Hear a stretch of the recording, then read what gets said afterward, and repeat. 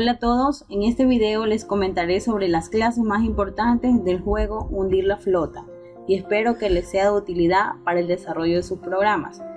Este juego lo hemos desarrollado en Java con el editor NextBeam. El proyecto consiste en hundir la flota del contrincante. Cada jugador tiene un tablero donde colocará sus barcos de forma estratégica.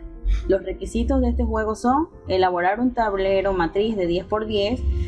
Cada jugador tendrá 2 portaaviones que ocupan 4 posiciones, 3 buques que ocupan 3 posiciones, 4 lanchas que ocupan 1 posición. Los barcos podrán colocarse hasta los bordes, pero nunca pueden estar juntos. Cada jugador dispondrá de un turno para disparo e irá alternando al disparar el otro jugador. Comprobará el resultado de su tablero. Si la casilla está en blanco, responderá agua. Si en la casilla se encuentra parte de un barco, responderá tocado. En este caso, el jugador tiene derecho a un nuevo disparo. Si en la casilla se encuentra la última parte de un barco ya tocado, responderá hundido y también tiene derecho a un nuevo disparo. El jugador que dispara anota en su cuadro de disparos los resultados. Si los tiros son agua, marcará con un visto la cuadrícula. Si los disparos son tocado o hundido, los marcará con una cruz.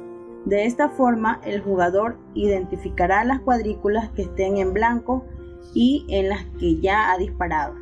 Finalmente, gana el jugador que consigue hundir todos los barcos antes que el contrincante. Bueno, luego de todos estos requisitos, hemos desarrollado el programa realizando 6 paquetes y cada uno de ellos se encuentran las clases necesarias para el funcionamiento del juego.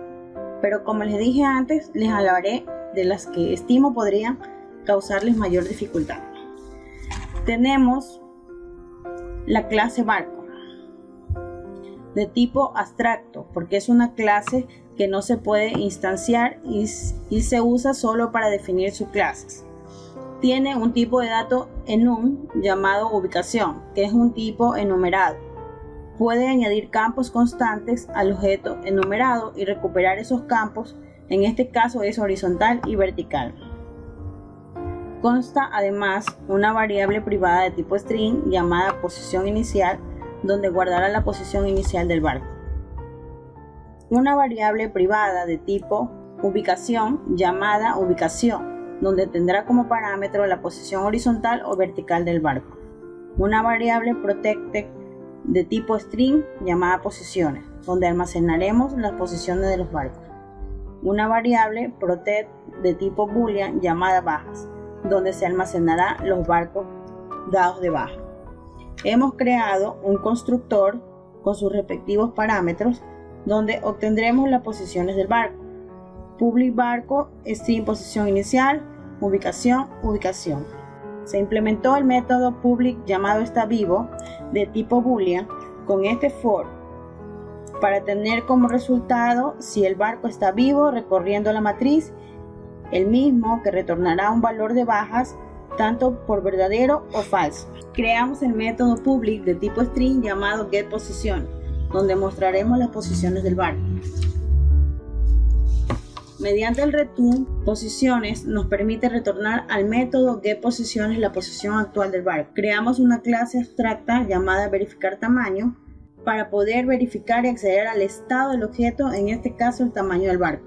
De igual manera creamos una clase abstracta llamada mostrar vida para poder verificar y acceder al estado del objeto, las vidas del barco. Mediante un constructor con la variable matriz de la posición del barco y con el método verificar tamaño se realiza la comprobación del mismo, que no sea mayor de 4 posiciones. Con el método tipo boolean llamado getBajas se almacenarán los barcos dados de baja y el return baja nos permite retornar al método cuántos barcos han sido hundidos. Con el método de variable tipo string llamado getPosición inicial almacenaremos la posición inicial de los barcos, el cual nos permite retornar la posición que se encuentra el barco con return. Con el constructor llamado setPosition inicial almacenaremos la posición inicial de los barcos, donde recibirá cada parámetro la nueva posición inicial.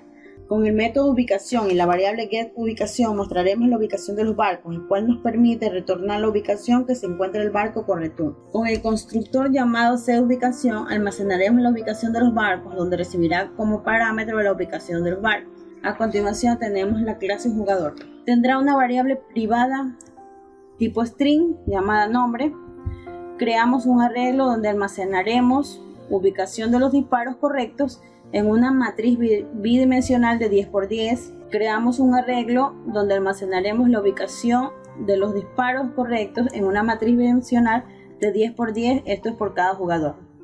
Mediante PrivateList creamos una lista de posiciones de cada barco desde la clase barco, la misma que será instanciada mediante el ArrayList. Creamos un objeto de tipo list donde guardará los objetos que tiene la clase barco, en este caso jugador 1 y jugador 2. Creamos un constructor por defecto llamado jugador, el cual devolverá como parámetro el nombre del jugador y llamará al método setInicializar, que modificará las variables disparos correctos o disparos incorrectos. Mediante this hacemos referencia al método del objeto actual, en este caso string nombre, que tendrá por defecto el valor nulo. Y cuando termine el proceso del constructor, que se reemplazará por el primer jugador, en este caso Galo, usamos el método setInicializar para recorrer la matriz de las filas y columnas. Se anida con dos bucles for, lee la posición de disparo en la matriz de 10 filas y de 10 columnas, y mediante len almacena la cantidad de filas o columnas de la matriz. A continuación tenemos la clase tablero. Esta la creamos con dos variables privadas, jugador 1 y jugador 2. Inicializamos las variables disparos jugador 1 y disparos jugador 2 y las matrices privadas de tipo entero de 10×10. Esto ayuda a que los jugadores disparen dentro del tablero. Creamos el constructor por defecto llamado tablero, el cual asigna al tablero el jugador 1 y jugador 2. Creamos el constructor llamado setBarco,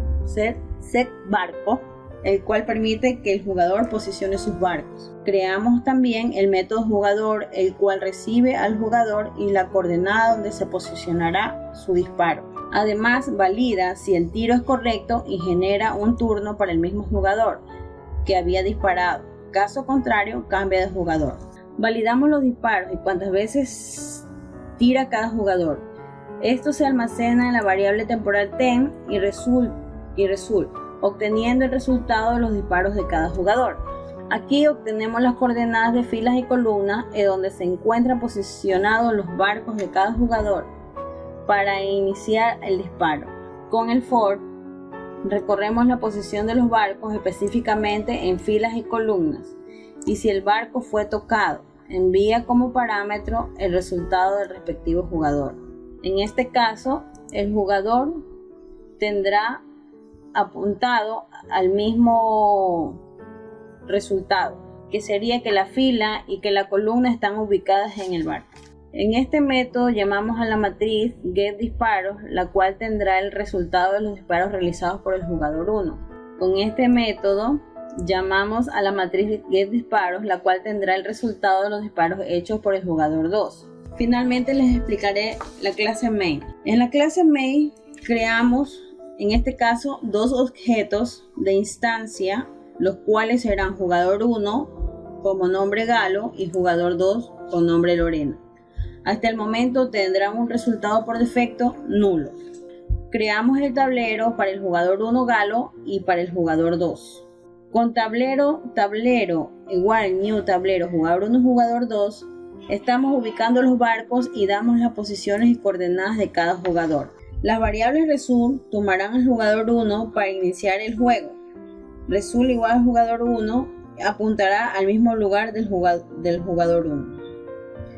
Luego de posicionados los barcos, los jugadores están listos para realizar sus disparos en la coordenada del tablero. A continuación imprimirá el nombre del jugador que realizó el disparo.